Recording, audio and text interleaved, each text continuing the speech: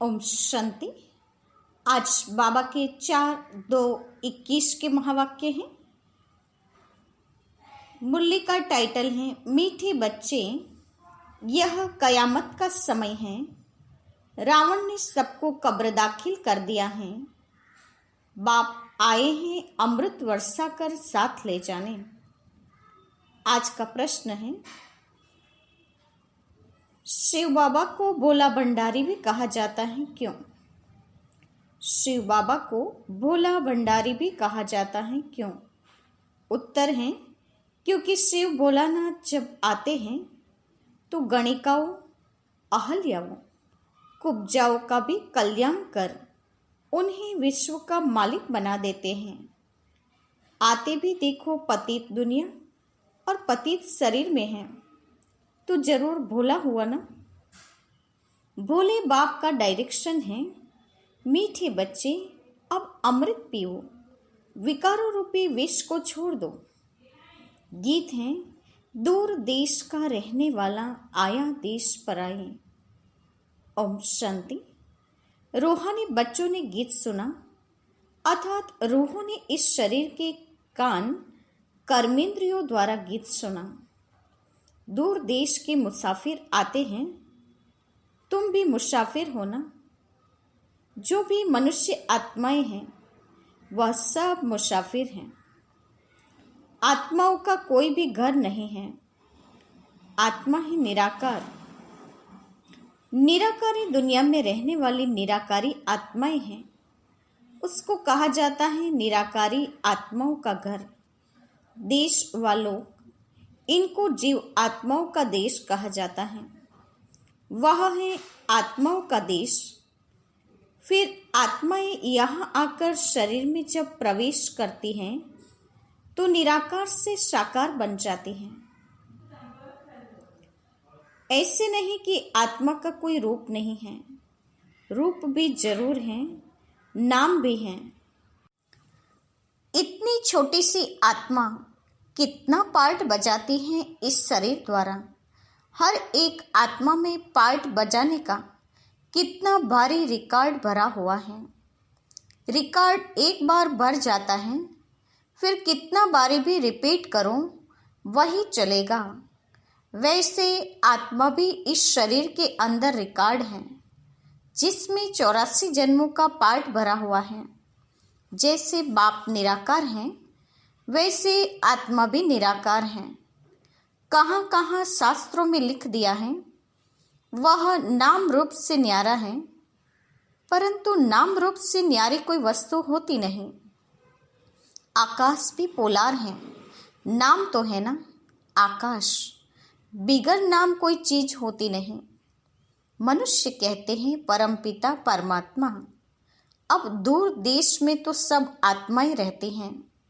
यह साकार देश है, इसमें भी दो का राज्य चलता है, राम राज्य और रावण राज्य। आधा कल्प राम राज्य, आधा कल्प है रावण राज्य। बाप कभी बच्चों के लिए दुख का राज्य थोड़े ही बनाएंगे। कहते हैं ईश्वर ही दुख सुख देते हैं। अब बाप समझाते हैं, मैं कभी बच्चों को दुख नहीं देता हूँ। मेरा नाम ही है दुखहर्ता, सुखकर्ता। यह तो मनुष्य की भूल है। ईश्वर कभी दुख नहीं देंगे। इस समय है ही दुखधाम। आधा कल्प रावण राज्य में दुख ही दुख मिलता है, सुख की रत्ती मात्र नहीं। सुखधाम में फिर दुख होता ही नहीं। बाप तो स्वर्ग की रचना रचते हैं। अभी तुम संगम पर हो। इनको नई दुनिया तो कोई भी नहीं कहेंगे। नई दुनिया का नाम ही है सतयुग। वही फिर पुरानी होती है तो उनको कलयुग कहा जाता है। नई चीज अच्छी और पुरानी चीज खराब दिखाई देती है तो पुरानी चीज को खलास किया जाता है। मनुष्य विष को ही सुख समझते हैं। गाया भी जाता है, अमृत छोड़ विष काहे को खाए। फिर कहते तेरी भानी सर्व का भला। आप जो आकर करेंगे उससे भला ही होगा, नहीं तो रावण राज्य में मनुष्य बुरा काम ही करेंगे। यह तो अब बच्चों को पता पड़ा है कि गुरु नानक को 500 वर्ष हुए, फिर कब आएंगे? तो कहेंगे उनकी आत्मा तो ज्योति ज्योत समा गई, आएंगे फिर कैसे? तुम कहेंगे आज से 4500 वर्ष बाद फिर गुरु नानक आएंगे। तुम्हारी बुद्धि में सारे वर्ल्ड की हिस्ट्री ज्योग्राफी चक्र लगाती रहती हैं। इस समय सब तमोप्रधान हैं, इनको कयामत का समय कहा जाता है। सभी मनुष्य जैसे कि मरे पड़े हैं, सबकी ज्योति उजाई हुई है। बाप आते हैं सबको जगाने। बच्चे जो काम चिता पर बैठ भस्म हो गए हैं, उन्हों को अमृत वर्षा से जगाए साथ ले जाएंगे। माया रावण ने काम चिता पर बिठाए कब्र दाखिल कर दिया है, सभी सो गए हैं।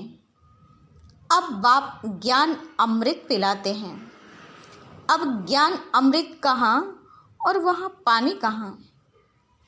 सिख लोगों का बड़ा दिन होता है तो बड़ी धूमधाम से तालाब को साफ करते हैं, मिट्टी निकालते हैं। इसलिए नाम ही रखा है अमृतसर, अमृत का तालाब। गुरु नानक ने बाप की महिमा की है। खुद कहते हैं एक ओमकार सतनाम। वह सदैव सच बोलने वाला है। सत्यनारायण की कथा है ना। मनुष्य भक्ति मार्ग में कितनी कथाएं सुनते आए हैं। अमर कथा, तीजरे की कथा। कहते हैं शंकर ने पार्वती को कथा सुनाई। वह तो सूक्ष्म वतन में रहने वाले, वहाँ फिर कथा कौन सुनाई? यह सब बातें बाप बैठ समझाते हैं कि वास्तव में तुमको अमर कथा सुनाए, अमर लोक में ले जाने आया हूँ। मृत्यु लोक से अमर लोक में ले जाता हूँ। बाकी सूक्ष्म वतन में पार्वती ने क्या दोष किया जो उनको अमर कथा सुनाएंगे? शास्त्रों में तो अनेक कथाएं लिख दी हैं, सत्यनारायण की सच्ची कथा तो है नहीं। तुमने कितनी सत्यनारायण की कथाएं सुनी होंगी, फिर सत्यनारायण कोई बनते हैं क्या और ही गिरते जाते हैं? अभी तुम समझते हो हम नर से नारायण, नारी से लक्ष्मी बनते हैं। यह है अमरलोक में जाने के लिए सच्ची सच्ची सत्यनारायण की कथा, तीजरी की कथा। तुम आत्माओं को ज्ञान का तीसरा नेत्र मिला है। बाप समझाते हैं तुम ही गुल गुल पूज्य थे, फिर 84 जन्मों के बाद तुम ही पुजारी बने हो। इसलिए गाया हुआ है आपे ही पूज्य आपे ही पुजारी।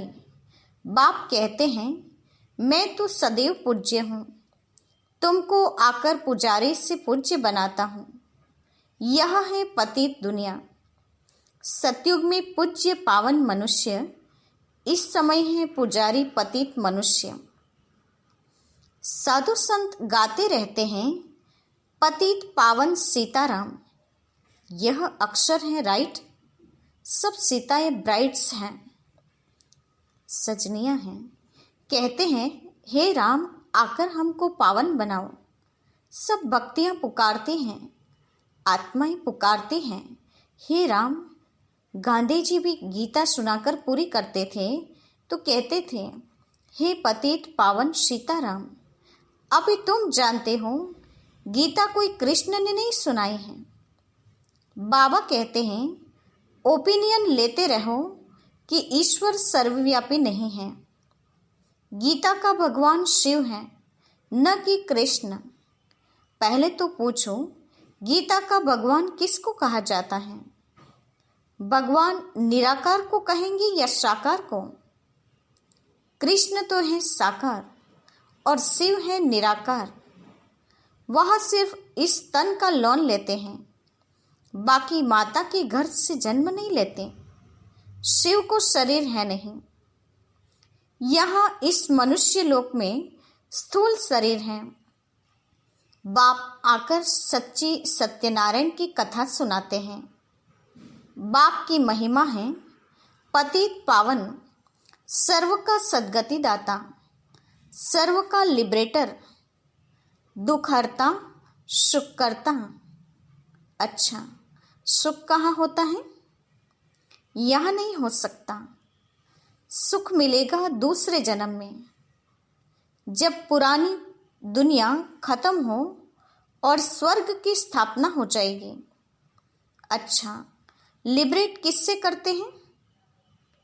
रावण के दुख से। यह तो दुखधाम है ना। अच्छा, फिर गाइड भी बनते हैं। यह शरीर तो यहाँ खत्म हो जाते हैं, बाकी आत्माओं को ले जाते हैं। पहले साजन फिर सजनी जाती हैं। वह है अविनाशी सलोना साजन। सबको दुखों से छुड़ाएं, पवित्र बनाएं, घर ले जाते हैं। शादी कर जब आते हैं तो पहले होता है पति, पिछाड़ी में ब्राइड यानी कि पत्नी रहती हैं, फिर बारात होती है। अब तुम्हारी माला भी ऐसी है। ऊपर में श्री बाबा फूल, उसे नमस्कार करेंगे। फिर युगल दाना ब्रह्मा सरस्वती। फिर हो तुम जो बाबा के मददगार बनते हो। फूल श्री बाबा की याद से ही सूर्यवंशी विष्णु की माला बने हैं। ब्रह्मा सरस्वती सो लक्ष्मी नारायण बनते हैं, लक्ष्मी नारायण सो ब्रह्मा सरस्वती बनते हैं। इन्होंने मेहनत की है तब पूजे जाते हैं ना। कोई तो पता नहीं है कि माला क्या चीज़ है।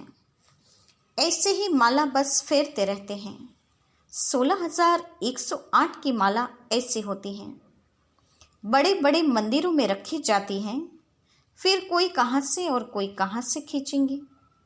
बाबा बॉम्बे में लक्ष्मी नारायण के मंदिर में जाते थे, माला जाकर फेरते थे, राम राम जपते थे, क्योंकि फूल एक ही बाप है ना। फूल को ही राम राम कहते हैं। फिर सारी माला माथा पर टेकते हैं। ज्ञान कुछ भी नहीं। पादरी भी हाथ में माला फेरते रहते हैं। पूछो किसकी माला फेरते हो? उनको तो पता नहीं है। कह देंगे क्राइस्ट की याद में फेरते हैं। उनको यह पता नहीं कि क्राइस्ट की खुद आत्मा कहाँ है। तुम जानते हो क्राइस्ट की आत्मा अब तमोप्रधान है। तुम भी तमोप्रधान बेगर थे, अब बेगर टू प्रिंस बनते हो। भारत प्रिंस था, अभी बेगर हैं, फिर प्रिंस बनते हैं। बनाने वाला है बाप।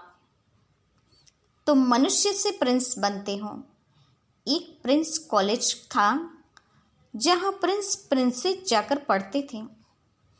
तुम यहाँ पढ़कर 21 जन्मों के लिए स्वर्ग के प्रिंस प्रिंसेस बनते हो। यह श्री कृष्ण प्रिंस है ना। उनके 84 जन्मों की कहानी लिखी हुई है। मनुष्य क्या जाने, यह बातें सिर्फ तुम जानते हो। भगवान वाच वह सबका फादर है। तुम गॉड फादर से सुनते हो। जो स्वर्ग की स्थापना करते हैं उससे कहा ही जाता है सचखंड। यह है झूठखंड। सचखंड तो बाप स्थापन करेंगे, झूठखंड रावण स्थापन करते हैं। रावण का रूप बनाते हैं, अर्थ कुछ नहीं समझते हैं। किसको भी पता नहीं है कि आखिर में रावण है कौन। जिसको मारते हैं फिर जिंदा हो जाता है। वास्तव में 5 विकार स्त्री के, 5 विकार पुरुष के, इनको कहा जाता है रावण। उनको मारते हैं। रावण को मारकर फिर सोना लूटते हैं। तुम बच्चे जानते हो, यह है कांटों का जंगल। बॉम्बे में बाबुलनाथ का भी मंदिर है। बाप आकर कांटों को फूल बनाते हैं। सब एक दो को कांटा लगाते हैं, अर्थात काम कटारी चलाते रहते हैं। इसलिए इनको कांटों का जंगल कहा जाता है। सतयुग को गार्डन ऑफ अल्लाह कहा जाता है। वही फ्लावर्स कांटे बनते हैं, फिर कांटों से फूल बनते हैं। अभी तुम 5 विकारों पर जीत पाते हो। इस रावण राज्य का विनाश तो होना ही है। आखिरी बड़ी लड़ाई भी होगी, सच्चा सच्चा दशहरा भी होना है।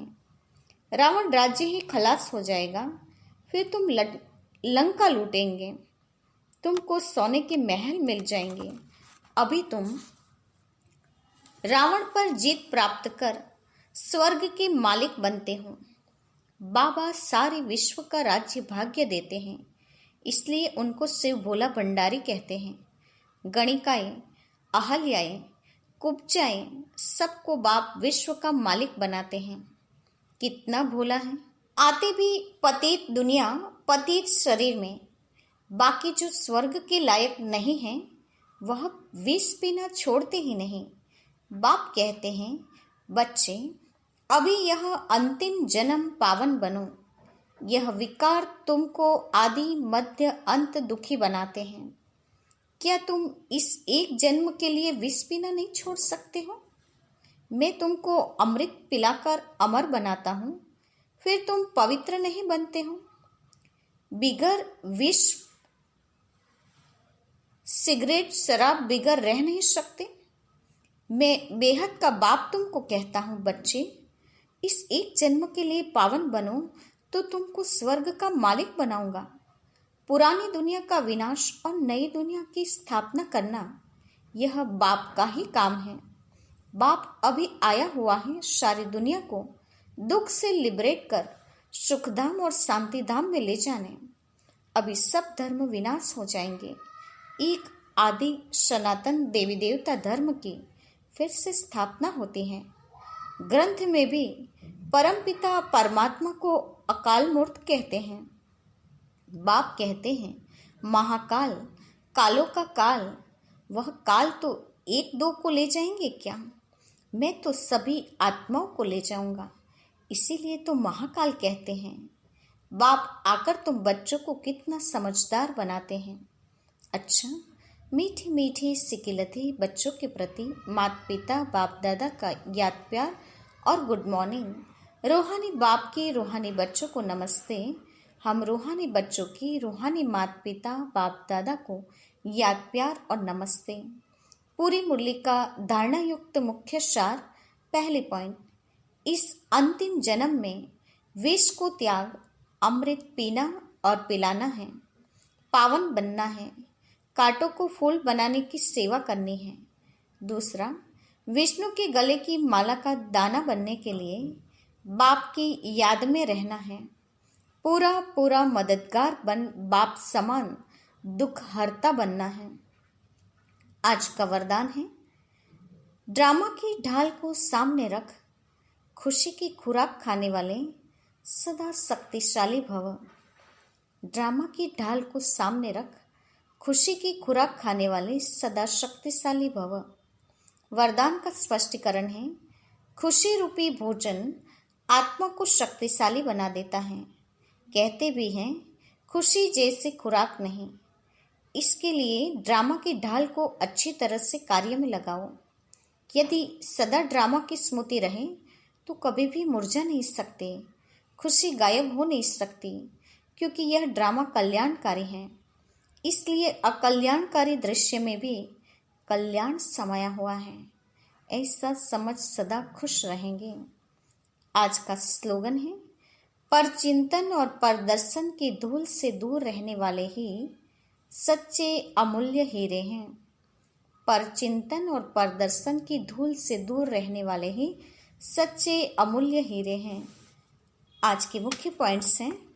आज विशेष बाबा ने हम बच्चों को याद दिलाया है कि अभी वर्तमान संगम युग का समय कयामत का समय है। पूरी पृथ्वी अभी कब्र दाखिल है, स्मशान समान है। इसमें बाप अभी ज्ञान की वर्षा कर रहे हैं, तो वो ज्ञान अमृत का पान हम बच्चों को करना चाहिए और विष का त्याग करना चाहिए। शिव बाबा को भोला भंडारी इसलिए कहा जाता है क्योंकि वो सृष्टि पर जब आते हैं तो गणिकाएं, अहल्याएं, कुब्जाएं सबका कल्याण कर सबको विश्व का मालिक बनाने का हक देते हैं। पतित दुनिया और पतित शरीर में ही वो आते हैं, इसीलिए उसको भोला भंडारी भी कहा जाता है। भगवान अभी कहते हैं, पुरानी दुनिया में पुरानी सब चीज़ें खलास होनी हैं। अभी तुम्हें मैं सुख पहुंचाने आया हूँ, इसीलिए मुझे दुखहर्ता सुखकर्ता कहते हैं। साथ ही बाबा ने कहा कि सच्ची सच्ची सत्यनारायण की कथा, तीसरे की कथा, अमर कथा अभी मैं सुनाई तुम्हें अमर लोक में ले जाने के लिए आया हूँ। बाबा ने कहा 5 विकार जो हैं उसको देखा जाए तो 5 विकार स्त्री में है और 5 विकार पुरुष में है। वास्तव में इन सूक्ष्म विकारों को जलाना है, लेकिन दुनिया में रस्म रावण को जलाने की है। तो उसकी सच्ची समझ प्राप्त करके विश्व की बादशाही लेनी है। साथ ही बाबा ने कहा कि माला की बात बताई कि माला जैसे सिर माथे पर रखते हैं, लेकिन माला कैसे बनती है, माला के मणके कौन बन सकते हैं, उसके बारे में सही पहचान नहीं है। तो वास्तव में बाबा ने कहा अभी तुम बाप से ज्ञान अमृत का पान करके उनसे कनेक्शन जोड़ के तुम सच्चे माला के दाने बन सकते हो, गायन योग्य बन सकते हो।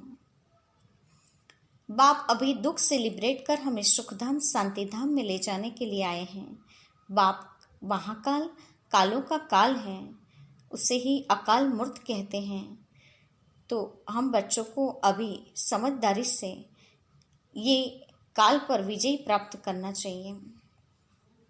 साथ ही बाबा ने कहा बाप का पूरा पूरा मददगार बनना है और ड्रामा की ढाल को सामने रखते हुए खुशी की खुराक खाते हुए सदा शक्तिशाली रखना है और खुशी सदा ये बरकरार रखने के लिए ड्रामा को सदा साथ रखना है। पर चिंतन और प्रदर्शन से मुक्त रहना है, तभी हम सच्चे अमूल्य हीरे बन सकते हैं।